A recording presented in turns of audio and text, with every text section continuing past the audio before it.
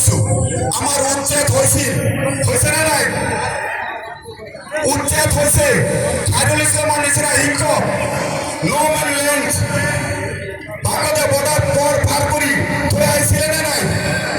আহিছিলে। কোনো এজন কংগ্ৰেছৰ বিধায়কে মাত মাতিছেনে? কেতিয়াও মাত মতা নাই।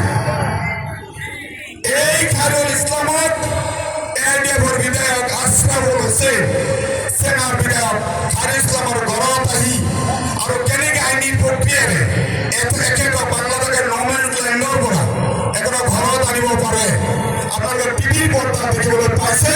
একেতে কষ্ট আৰু পৰিশ্ৰম কৰিছে।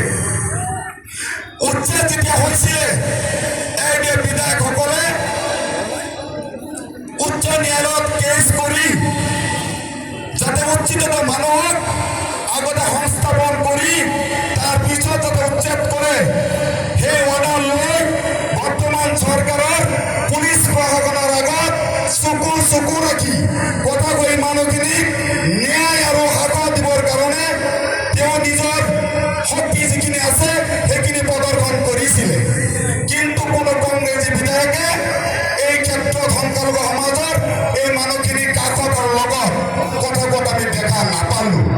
আৰু তোমালোকে ভাবিছা, আশা কৰিছা সংখ্যালঘু সমাজ কংগ্ৰেছৰ লগত থাকিব। আমি এইবাৰ প্ৰত্যাহ্বান জনাইছো আৰু কিছুমান